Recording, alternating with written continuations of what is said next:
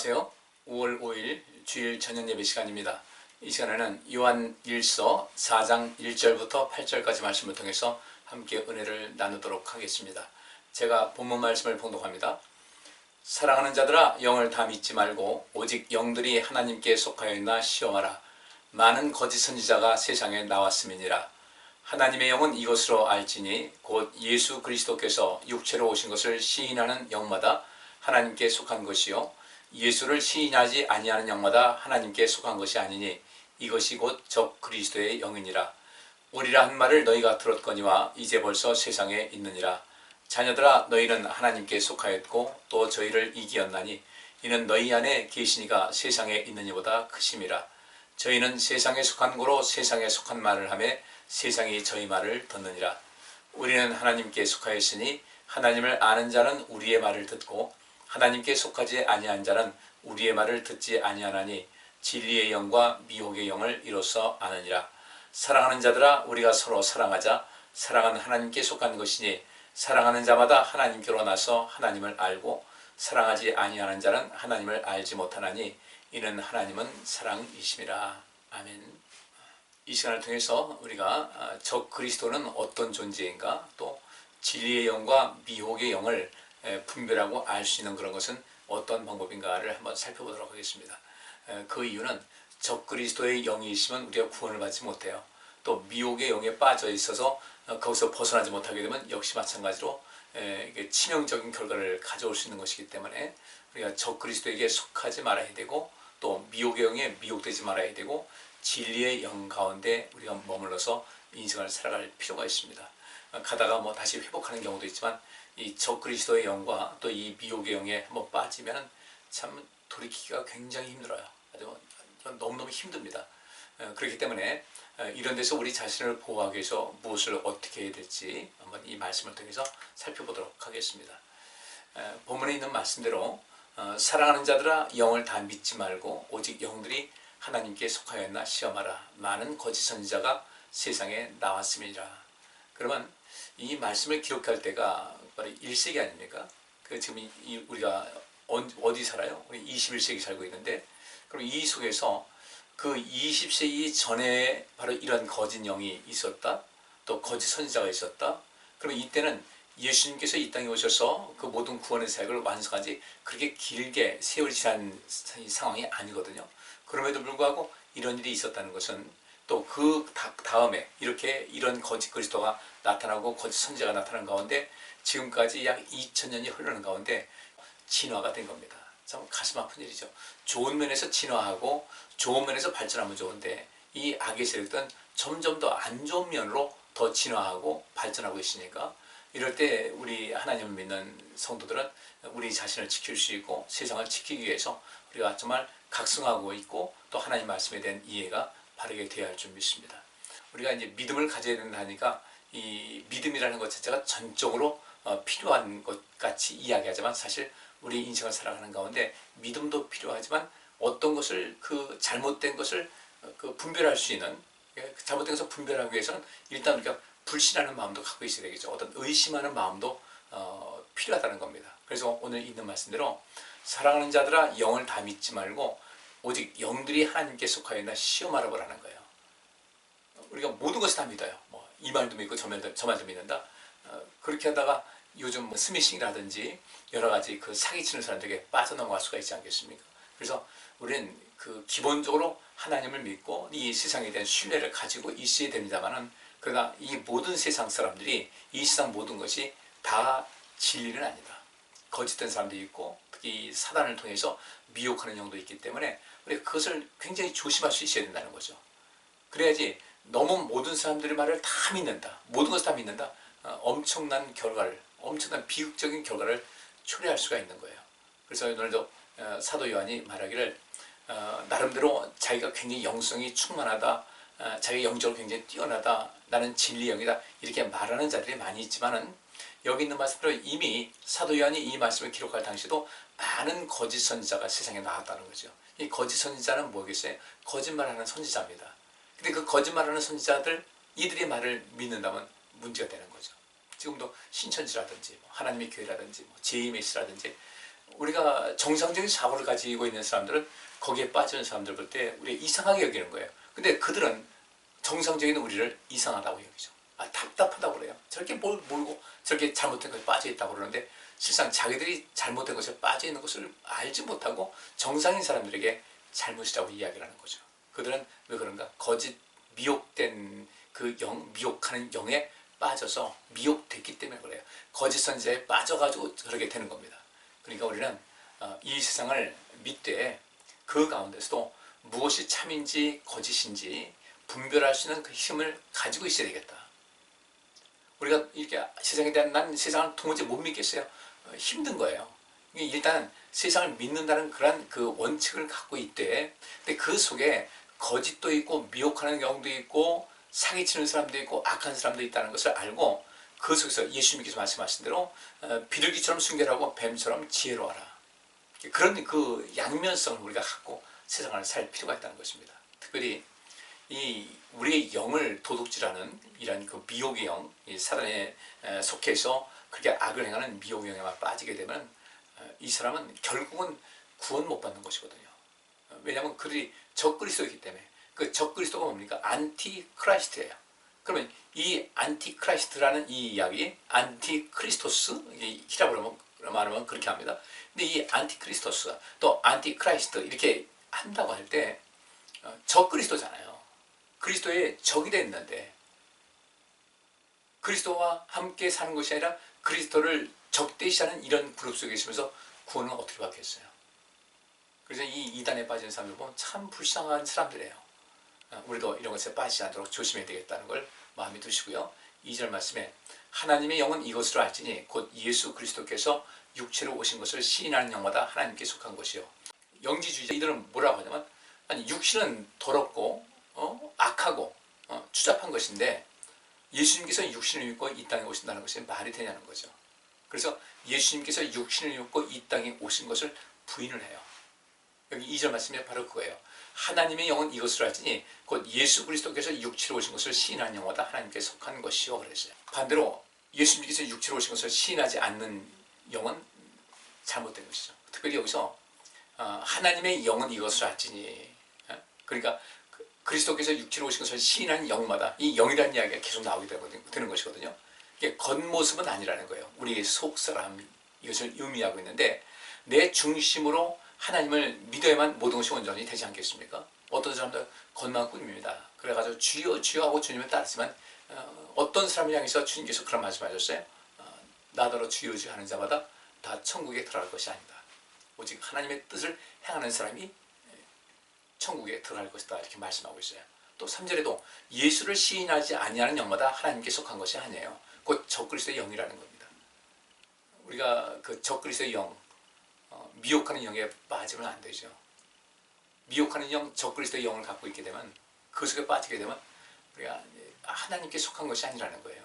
그러니까 하나님께 속한 것이 아니라는 것은 구원받지 못한다는 것을 의미를 하고 있습니다. 그래서 우리가 우리의 믿음을 잘 지킬 수가 있어야 되고 참과 거짓을 분별할 수 있어야 돼요. 진리의 영과 미혹의 영을 분별할 수가 있어야 돼요. 근데 이 세상에서 사기를 치는 사람들은 자기를 참으로 나타내거든요. 난 절대 거짓이 아니다. 참이다. 근데 나중에 속아 넘어가게 되면 엄청난 재산상의 손실을 입고 삶에 그냥 큰 위기를 맞이하게 되는 그런 경우가 있거든요. 마찬가지로 이 영의 문제도 하나님을 섬기는 이 모든 영의 문제도 마찬가지 미혹의 영은 천사를 가장하고 옵니다. 아주 그럴듯하게 하기 때문에. 그래서 이것을 분별할 수 있는 그런 분별력을 가지고 있어야 되겠다. 이단에 빠진 사람들은 왜 빠지는가? 그들에게는 분명히 어떤 삶 속에서 위기를 초래할 수밖에 없는 그런 심리 정서적인 문제가 있어요. 또는 어떤 이 세상에 대한 어떤 적개심을 갖고 있다든지 반사회적인 성향을 갖고 있다든지 또 지나치게 어떤 사랑을 받지 못한 사람들이 그 사랑이 결핍된 사람들이 누가 조금만 따뜻하게 하면 휙 넘어갈 수밖에 없는 이런 것이 있다든지 아주 다양하게 됩니다. 바꿔 말하면 그 내면이 건강하지 못한 사람들이 이단에 빠지게 돼 있어요. 근데 그들은 굉장히 자신 있게 이야기를 하죠. 우리는 그런 것도 따르지 말아야 되고 참과 거짓을 분별할 수 있는 이런 지혜를 가지고 있어야 되겠다는 거예요. 그러면서 적그리스도의 영이라고 하면서 이들이 올 것이다 라고 한 말을 너희가 이미 들었다. 그러나 이제 벌써 세상에 있다는 겁니다. 사도 요한이 살아생전에 이미 적그리스도가 있었어요. 그래서 4절에 자녀들아 너희는 하나님께 속하여 있고 또 저희를 이겼나니 이는 너희 안에 계신 이가 세상에 있는 이보다 크심이라. 저희는 세상에 속한 거로 세상에 속한 말을 하며 세상이 저희 말을 듣느니라. 그렇다면 저희가 세상에 속한 거로 세상에 속한 말을 하는데 세상이 저희 말을 듣는다는 겁니다. 바꿔 말하면요, 잘못된 것에 빠지는 이런 사람들은 세상에 속해 있기 때문에 그래요. 하나님께 속해 있어야 되는데 세상에 너무 많이 빠져 있어요. 그러다 보니까 삶에 문제가 되는 것이죠. 우리는 이런 것을 바탕으로 해서 우리 자신을 좀 점검할 필요가 있다는 겁니다. 나는 진리의 영에 속해 있는가 아니면 미혹의 영에 속해 있는가를 점검해야 되는데 성경 여러 군데서 이런 말씀하고 있어요. 로마서 12장 2절 보니까 너희는 이 세대를 본받지 말고 오직 마음을 새롭게 함으로 변화를 받아 하나님의 선하시고 기뻐하시고 온전하신 뜻이 무엇인지 분별하도록 하라. 진리의 영은 하나님을 기쁘시게 하는데 초점을 맞춥니다. 근데 미혹의 영은요, 하나님을 섬긴다고, 나는 하나님을 따른다고 그 미혹의 영을 추구하는 사람들이 그렇게 얘기를 하지만 실제로는 그들 개인의 목적, 어떤 개인의 이익을 추구하기 위한 목적으로 모든 것을 이뤄나갑니다. 그래서 저 사람들이 하나님을 기쁘시게 하는가 그렇지 않은가를 잘 보셔야 돼요. 말하는 것은 보면 알게 되는데 근데 미혹되게 되면 그런 것이 잘 들리지 않으니까 우리는 하나님의 선하시고 기뻐하시고 온전한 뜻이 하신 뜻이 무엇인지 잘 분별할 수 있는 분별의 은사를 가져야 되겠다. 또 에베소서 5장 10절 보니까 주께 기쁘시게 할 것이 무엇인가 시험해보라. 주께 기쁘시게 할 것이 무엇일까? 어떻게 하는 것이 하나님을 기쁘시게 하는 것일까? 여기만 사실 관점을 가져도 우리 이단들, 미혹의 영에 빠진 사람들과 그들의 그 문제점을 파악할 수가 있어요. 빌립보서 1장 10절 너희로 지극히 선한 것을 분별하며 또 진실하여 허물 없이 그리스도의 날까지 이르고, 우리 자신을 좀 돌아봐야 된다는 얘기입니다. 너희로 지극히 선한 것을 분별하고, 우리가 선택하는 것이 이게 선인지 악인지를 구분할 수 있어야 돼요. 우리는 많은 선택을 합니다. 인생 살면서요. 어떤 사람이 대해서도 저 사람 나 호불호 관계가 있지 않습니까? 난 저 사람 좋아해? 난 안 좋아해. 그럴 때 그 좋아하는 사람이 뭔가 문제가 있다는 사실 선을 그을 수 있어야 되거든요. 이런 점에 우리가 좀 관심 가져서 지극히 선한 것이 무엇인지를 분별할 수 있는 이런 힘을 키워야 되고요. 데살로니가서 5장 21절 말씀이니까 범사에 헤아려 좋은 것을 취해라. 기왕 우리가 인생 살아가면서 뭔가를 취하는 그런 그 기회가 있을 때 좋은 것을 취해야지 나쁜 것을 취하면 안 되겠죠. 진리의 영을 선택하고 진리의 영을 따라 살아야지 미혹의 영에 빠지면 당연히 안 되겠죠. 이런 점에서 우리는 또 우리 자신을 한번 시험해야 된다. 시험으로 입증해서 나는 정말 그렇게 앞에 있는 말씀대로 나는 정말 하나님의 선하신 뜻을 따라 살고 있는가? 나는 범사 헤아려 좋은 것을 취하고 있는가를 우리가 또 점검할 필요가 있어요. 고린도후서 13장 5절에 너희가 믿음이 있는가? 너희 자신을 시험하고 너희 자신을 확증하라. 내가 믿음이 있는가? 우리 자신을 시험해보라는 거예요. 내가 정말 주님을 사랑하고 있는지, 주님을 향한 열정이 있는 것인지, 나는 정말 주님의 부르심에 응답해서 거기서 그 가운데 주님께서 이렇게 우리를 온전하게 정말 선별해서 너는 오케이다라고 할 상태로 주님 앞에 내가 서 있는가를 좀 보셔야 되고, 또 마지막에 충성된 자가 되어야 된다는 거 아니에요? 내가 변함없이 하나님을 사랑하고 있는가? 변함없이 하나님을 사랑하는 사람에게, 변함없이 그리스도를 사랑하는 사람에게 하나님의 은혜가 있을 것이라고 바울이 이야기를 했는데, 바로 그렇게 내게는 하나님의 변함없이 임하고 있는가? 예수 안에 있으면 우리가 담대하게 되고 기쁨이 있게 되는데 과연 그것이 있는가를 한번 총체적으로 나는 진정한 믿음의 사람인지, 진리의 영에 속한 것인지, 하나님께 속한 사람인지, 아니면 세상에 속해서 세상적인 방법으로 살아가는지를 면밀하게 분석할 수 있어야 돼요. 그래야만 내 삶이 보장될 수가 있고 영생이 보장될 수가 있고 하늘에서 더 큰 상급이 있게 되기 때문에 그래요. 갈라디아서 6장 4절에 각각 자기의 일을 살피라. 그리하면 자랑할 것이 자기에게만 있고 남에게는 있지 아니하리니. 우리 자기를 잘 살펴야 돼요.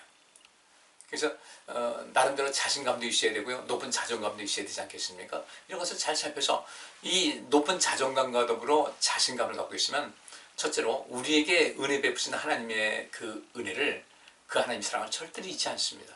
그래서 내가 정말 믿음 가운데 있는가? 하나님께 항상 감사하는 삶을 살아가야 되고요. 이 말로만 감사가 아니라 진정으로 감사하는 사람들은 어떤 삶을 살아가는가? 감사에 뒤따른 어떤 행위가 따르게 돼 있어요. 그래서 우리가 감사라는 그 단어 원어적인 의미를 보게 되면은 감사를 표시한다는 뜻이 있습니다. 우리 말로는 감사 많이 하잖아요. 근데 진정한 감사는 무엇인가? 그 대상에 하나님이든 사람이든 그 사람에게 내가 이렇게 감사하고 있다는 어떤 것을 표시할 때에 이 사람이 진짜 감사하고 있다고 말할 수가 있는 거예요.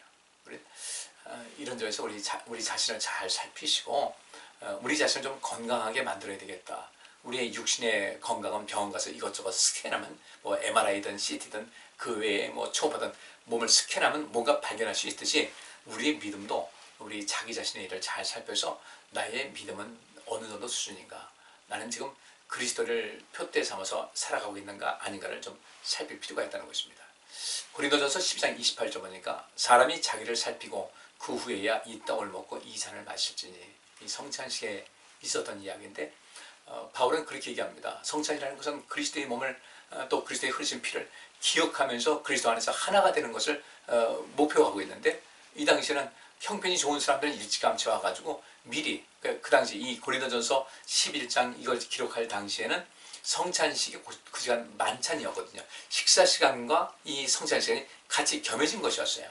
식사 그 자체가 성찬이 됐던 것이죠. 또 만찬이 됐던 것이고, 그런데 먼저 온 사람들이 나중에 또 삶이 고단한 사람들, 고단하게 사는 사람들, 시간이 지난 다음에 올 것을 뻔히 알면서도 먼저 온 사람들이 근데 좀 여유 있는 사람들 아니겠습니까? 먼저 실컷 먹고 실컷 마시고 그저 배불러 죽겠다고 하고 이 포도주 마셔서 취해 있고, 나중에 온 사람들 보니까 먹을 것이 없고 마실 것이 없고, 그래가지고 이제 교회가 시험이 든 거예요. 시험 든 사람이 많이 있고, 이게 어떻게 교회냐, 그리스도의 뜻이 바로 이런 것에 있겠냐 하면서 교회가 분열되기 시작합니다.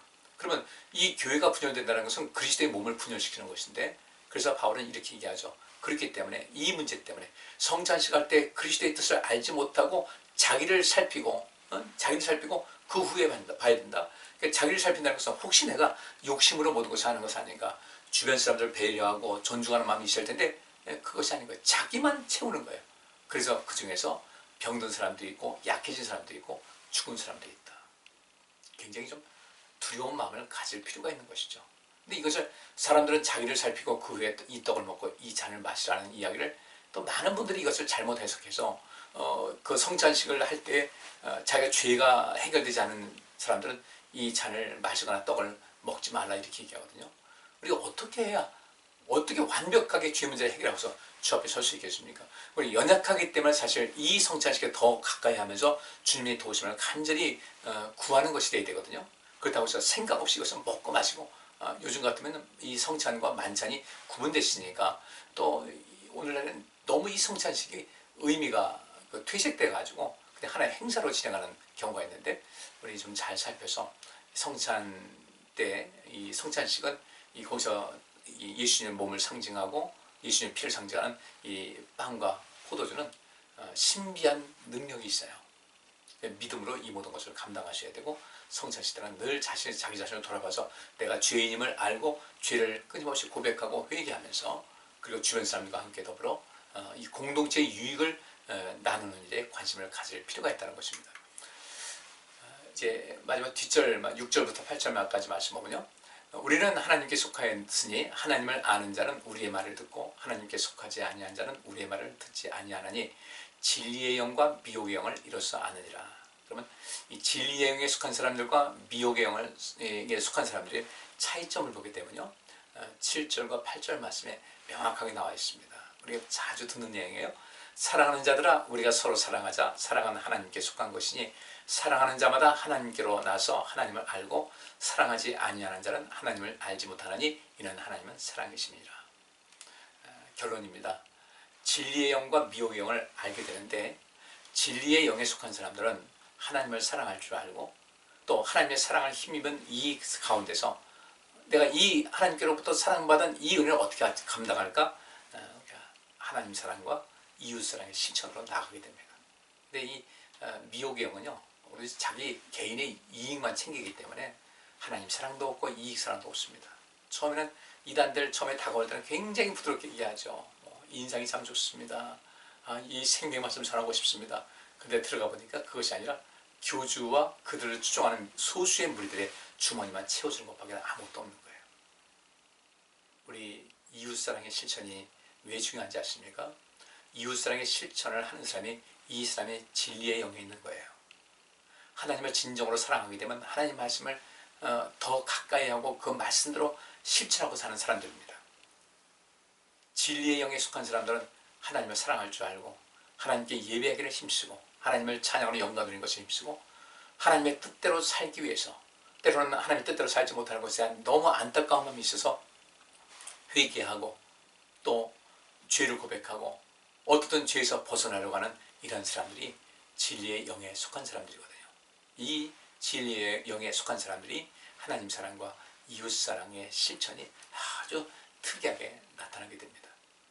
이 시간 우리 성도님들 진리의 영에 속해 있다는 그 증거로서 하나님 사랑과 이웃 사랑의 그 실천 양식이 주님께서 오시기에 정말 기뻐하실 만한 그런 수준, 모든 사람들에게 칭찬받을 만한 그런 수준으로 나아가서 우리 절대로 적그리스도의 영도 아니고 미혹의 영도 아닌 하나님의 영을 받고 그리스도의 영을 받고 이 진리의 영 가운데 속해서 진정으로 복된 인생을 살아갈 수 있기를 바랍니다.